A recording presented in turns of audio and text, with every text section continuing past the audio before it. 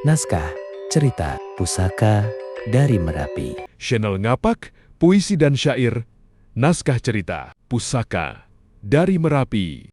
Tempat Pendopo Kencono Margono, Kraton Ngayogyakarta. Pagi hari, matahari mulai menyinari atap limasan kayu.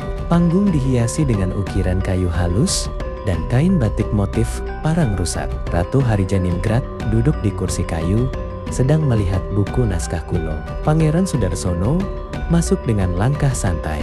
Sudarsono, kakak Harijaningrat, sedang sibuk mengkaji naskah ya, Hari Kaningrat. Menundukkan pandangan hormat. Adik Sudarsono, ya, ini catatan tentang pusaka kerajaan yang diberikan oleh Sultan Hamengkubuwono I saat mendirikan keraton. Katanya, ada satu pusaka yang selalu disembunyikan dengan rahasia. Sudarsono. Pusaka rahasia? Apa itu? Kiai Marito masuk dengan membawa sebuah kotak kayu berukir halus. Abdi dalam Sri mengikutinya. Menjaga jarak hormat, Kiai Marito yang mulia. Pusaka itu bukan untuk diungkapkan sembarangan. Namun, karena Pangeran Sudarsono datang untuk mempelajari nilai-nilai kerajaan, mungkin saatnya kita berbicara tentangnya. Harijaningrat berdiri dan menyambut hormat. Bapak Kiai, silakan duduk. Kami sangat ingin tahu. Kiai Marito membuka kotak dengan hati-hati, mengeluarkan sehelai kain putih yang melapisi sebuah benda kecil berbentuk tombak miniatur. Kiai Marito, ini adalah Cunduk Merapi, pusaka yang dipercaya diberikan oleh leluhur dari Gunung Merapi. Katanya, pusaka ini melambangkan hubungan antara kerajaan, tanah Jawa, dan alam semesta. Sudarsono mengangkat badan sedikit dengan rasa kagum, menatap benda kecil di tangan Kiai. Cunduk Merapi, nama saja sudah terdengar penuh makna. Bagaimana pusaka ini bisa menghubungkan kerajaan dengan alam? Kiai Marito meletakkan Cunduk Merapi dengan hati-hati di atas meja kayu yang ditutupi kain batik. Menurut catatan kuno, ketika Sultan Hamengkubuwono I pertama kali memasuki keraton yang baru dibangun, ia melihat cahaya tipis dari arah Gunung Merapi.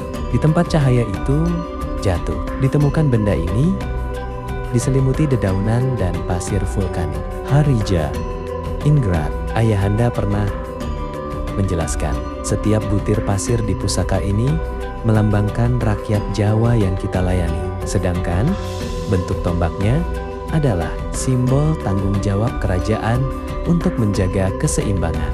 Abdi dalam Sri, dengan suara lembut namun jelas. Yang mulia, saya pernah mendengar dari orang tua saya, pada saat Merapi mulai mengeluarkan asap tebal, Cunduk Merapi akan terasa hangat, seperti terkena panas dari gunung itu sendiri. Kiai Marito menangguk perlahan. Benar Sri, pusaka ini bukan hanya benda bersejarah, melainkan jembatan antara kita dengan alam yang memberi kehidupan pada tanah Jawa.